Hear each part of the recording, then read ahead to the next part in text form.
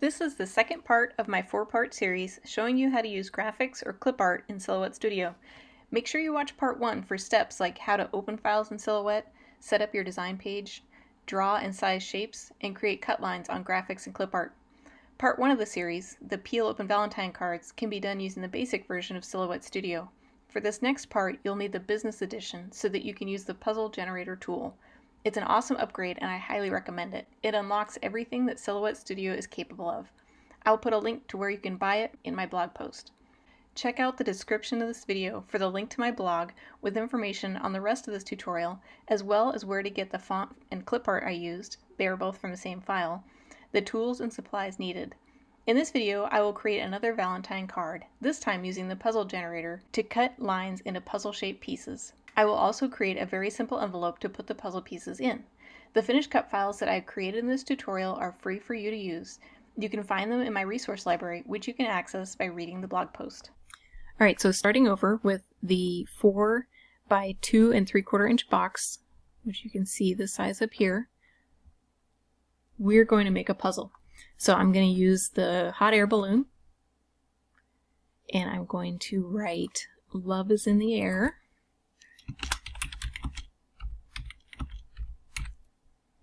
So I have "love is in," and then I'm going to have the air on the bottom.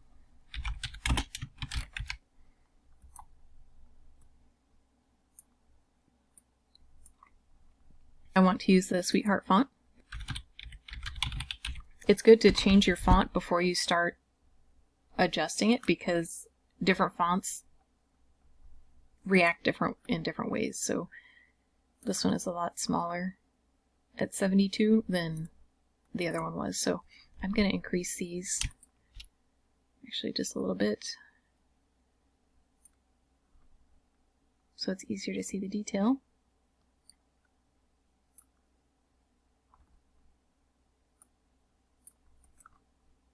And you can either, grab the corner and drag it like I was, or you can use the, change the points up here. So I'm going to do 94.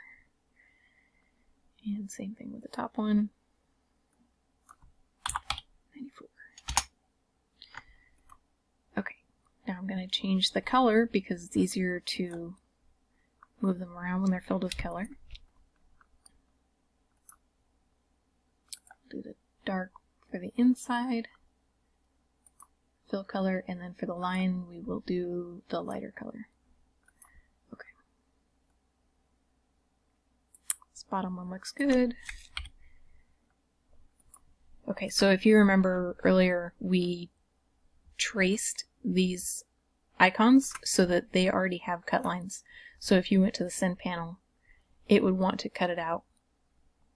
But this also means that we can do text to path because this red line is a path. So that's what we're going to do for the top part. So we're going to curve it. So go ahead and click it until you get this little icon, and then slowly drag it down to the balloon.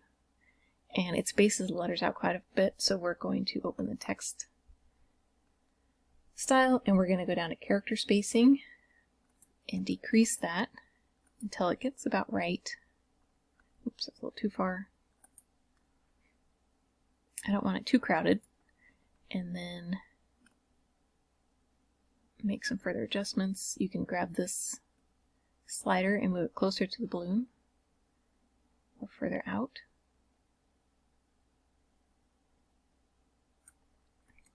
So I'm going to leave that there.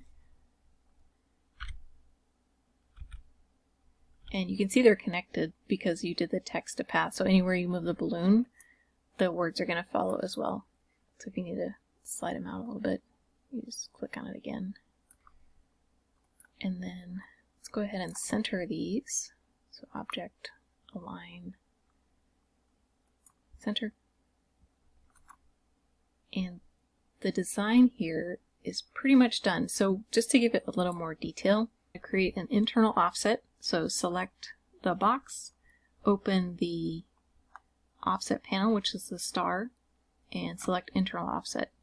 And this is pretty big, so I'm going to decrease the distance until it looks about what I want. And that looks good. So this is, I'm going to do 2 steps here. First, I'm going to right click on this background, which is the full 4 by 2 3/4 inch piece, and I'm going to duplicate it. And I'm just going to set that aside. Now I'm going to click on the outside, drag across to select both of these, right click, make compound path. So this is going to make a line out of the 2 squares that we had. This line I'm going to fill with color, and I'm going to use the darker color, and I'm going to change the line style also to the darker color. And then this one I'm going to change the line to the pink so you just can't see it. And now I'm going to send this one to the back, and then I'm going to select these 2, Object, Align, Center, Object, Align, Middle. And then all of them again, just line it up, Object, Align, Center. There. So now we have our design. Because this Love Is In is still connected to the path of the outer balloon, we're going to need to make this a compound path so that it can become its own line. Otherwise it'll disappear when we group it. So go ahead and select Love Is In, right click, and you only want to select this text, nothing else, and convert to path. And now it's going to keep its shape. Alright, so we'll put that back. I'm going to select everything and group it. So now anywhere you pick this up, it's going to stay together. So now we are going to make our puzzle cut lines. So I'm going to use the same original shape that I started with. So this is the 4 by 2.75, and I'm going to open the puzzle generator, and I have this outline. So I have the puzzle selected shape. Now it's going to give me 4 pieces. I can go ahead and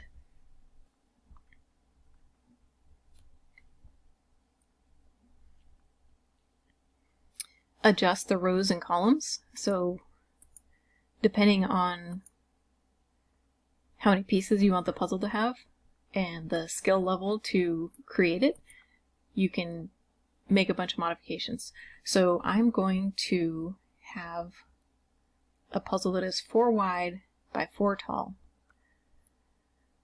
So 4 rows, 4 columns, and then on the curvature you can turn it off to have straight sides. You can turn it on, and then you can adjust the curve any way that you see fit. So you can see as you decrease the curves, it goes closer to being straight. The ripple adjusts the curve of this piece here, and then the wobble is going to adjust where the pieces that fit together are. So whatever you want it to look like until you get it to look right, and then you can just close that. It's all done. So now we have these puzzle pieces. So go ahead, I'm going to make sure they're selected and bring them to the front. And just go ahead, Object, Align, Center, Middle. I don't know why that doesn't work. So go ahead and just line it up. Okay, so the other thing that we need to check on is to make sure that we only have one set of cut lines, and that is the puzzle. So before we grouped this, what I should have done, let's go back to that here. I'm going to drag this to the side, ungroup it. We're going to go to the Send panel, select all of this, and choose No Cut. So now you can see how this won't cut and this will. So now we'll go back to the design, We will regroup this and then line this up again.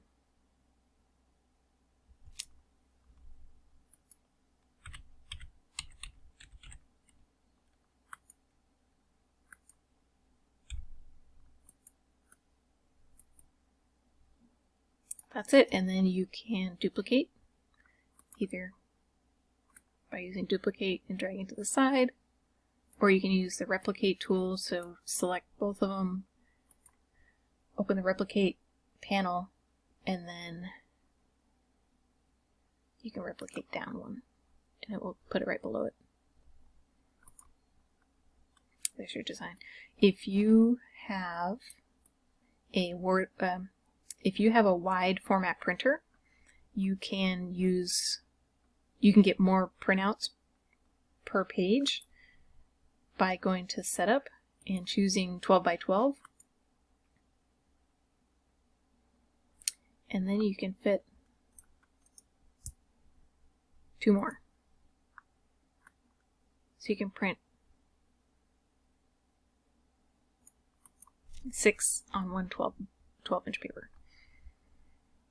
But that's up to you. In order to be able to give these Valentines as a gift for your Valentine exchange, you want to have something that says to and from. So I came up with a little envelope that you can create with these and put them inside. It's pretty cute. It's very simple, very basic. So another benefit of using the business edition is the Flexi Shapes, and I'm going to use this little house one and just go ahead and click and then drag it and then click again, and then wherever the red dots are you can adjust the size and the slope, and this is just going to make it taller or shorter. Same thing, taller or shorter. So I would like my flap to be about that. I'm going to move this down so I can see it better. And then I would like the envelope to end up being the same size as the finished invitation and the same size as the other ones. It's going to be 4 inches tall.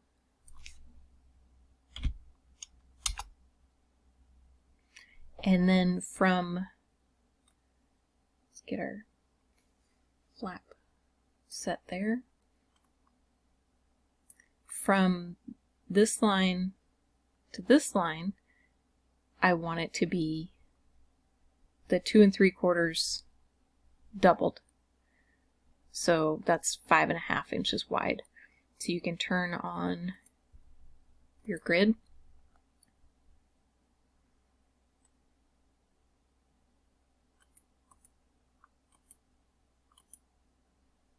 There we go. And I'm just going to hold it up next to the edge here. And then I want this red dot to be 5.5 inches over. So there's 1, 2, 3, 4, 5.5, that line right there.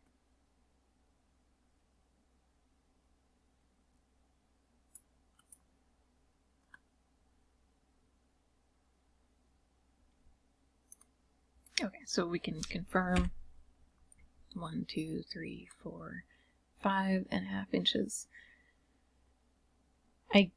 I can't use the full length because of the slope of the flap here, so that's why I use the grids on the mat. So now we have this drawn. We want to make sure that it's going to fit, because if it was too large, then if it was outside of this area here, you see how it's not going to cut. So you want to make sure your pieces always fit inside the print and cut area. Go ahead and select it, right click, and you can convert to path. And now it's not going to change into a strange shape accidentally. So we're going to design one and then duplicate the whole thing. So we're going to go ahead and type. Actually, we're just going to go ahead and duplicate what we have over here. So we have our to and from.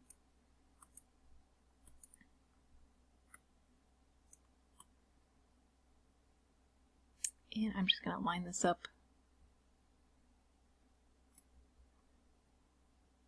right here. And delete that.